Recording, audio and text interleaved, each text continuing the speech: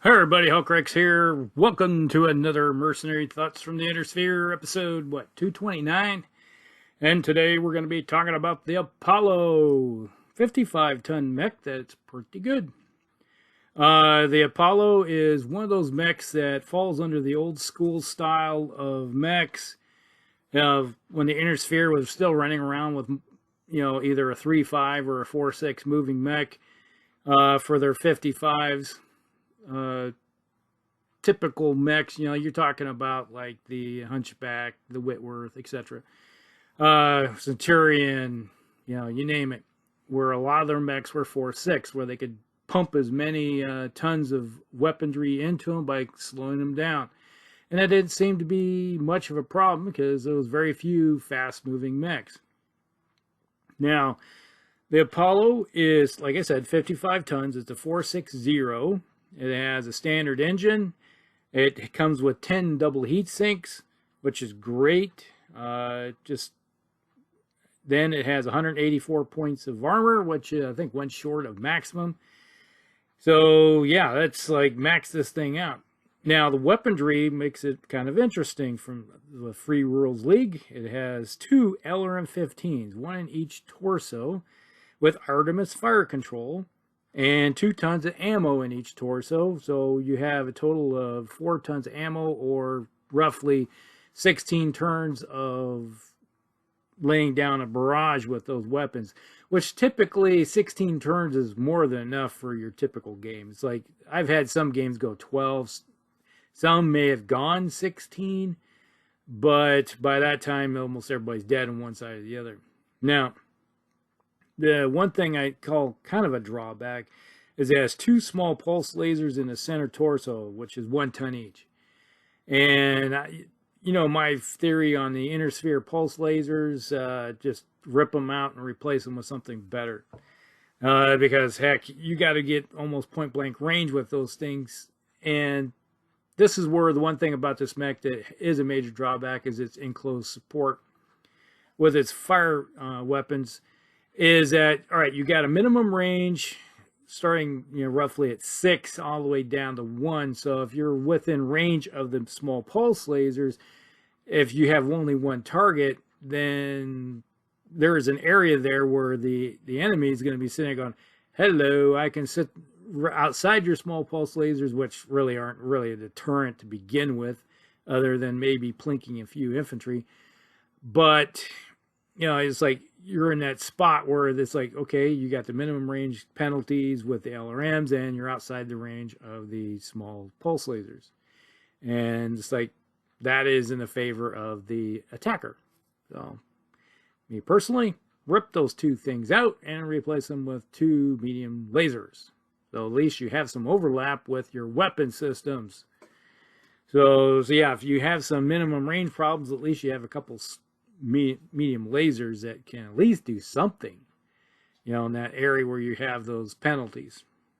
But overall, this is one of those mechs that is good in your slow moving formations. Like I said, you got, let's say you could even throw a Panther in that group too, is that it's a fire support mech that's slow moving, plodding along, and it's able to dish out some good damage. Now, if you're looking at, let's say, compare it to a Trebuchet, which, the Trebuchet's got the same weaponry pretty much, plus it's a faster moving mech at 50 tons, might be good as a cavalry flanking type mech, but, this is your plotter here. This is your plugger mech. Slow moving, just plugging along and doing the job. Personally, it's like you find a spot with it and just start laying down fire. And if you get a decent pilot in it, it does a good job. So, and then when you got Artemis, at least you're going to be, the minimum you're going to be on the table is going to be a 4 when you're firing it, when on your scatter missile chart. So that's one good thing about having the Artemis. Now, if you're playing campaigns, then you obviously got to figure out how to get that ammo for, the Artemis system. But, that's, most people never even think about that. They just play the mechs as pickup games. So overall, I like the mech. other than making a minor change like ripping the small pulse lasers and replacing them with medium lasers, hey, overall, I like it. It works. It does the job it was designed to do. And you don't have to worry about having, the torso, with the XL engines that typically you're seeing running down the pipeline with most mechs in this book. Now, one problem it does have is that they didn't put case on it. All right. You don't have XL engines. At least they could have put case on board. And one way you could have done that is if they would have gave it ferrofibrous armor, that would free up 1 ton with ferrofibrous armor, and that would put case in both torsos from the factory if they would have done that. Otherwise, it's like as a field refit, that's a major problem. But they could have easily solved that problem just with ferrofibrous armor. Now, heck, if you had your druthers, I would love to see Indosteel. Now imagine just another 2.5 tons extra. There's your case right there. That gives you an extra 1.5 tons. You could have put, heck, you could tossed in a ECM and another medium laser. This thing could have had 3 medium lasers, ECM, ferrofiber or Indosteel, and case. That would have been a really good mech design right there. And it'd be like a slow-moving trebuchet with more ammo. All right. Now there are a few variants. There's the 1R. Now this one's kind of interesting. Gets rid of the Artemis.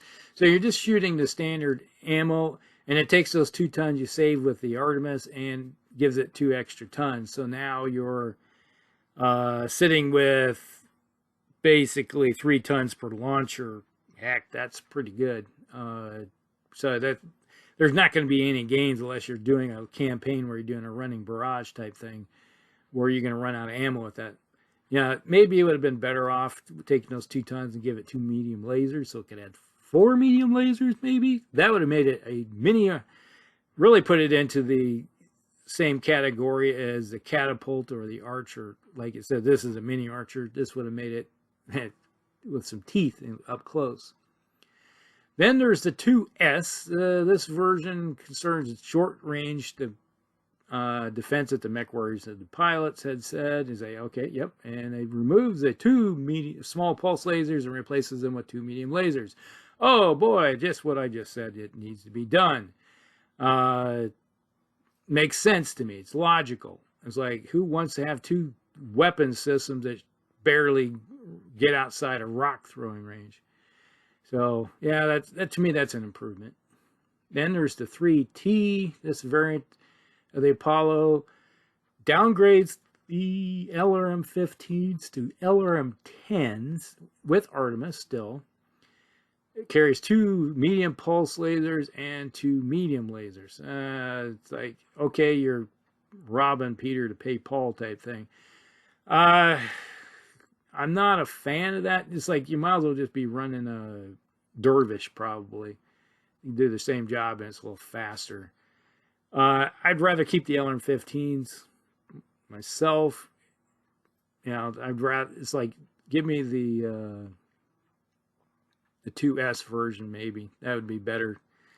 Then we got the 4M. This one uses an XL engine, composite internal structure, installs an extended LRM-15. We're talking way down the line here now. Single ER medium laser, and the head rounds out the armament. So now you have you got ferrofibrous armor, and then you have 2 tons of ammo, and case 2 for the LRM-15's extended range. So yeah, this thing's going to have some range out there to hit a target. So down the line, when this kind of technology becomes available, that might be an option with the 4M. But that is it. That is the mech in a nutshell. That is the Apollo. To me, it's kind of 2 thumbs up with a minor tweak, and you really got a nice mech. And like I said, it's a slow-moving mech for slow-moving plugger type formations, which the Inner Sphere has a bunch of. So it might be a cheap option when it comes to that. It's like, you know, something to think about. Okay, that's it. Hope you guys like it. Like and subscribe, and we'll see you in the next one. Hellcracks out.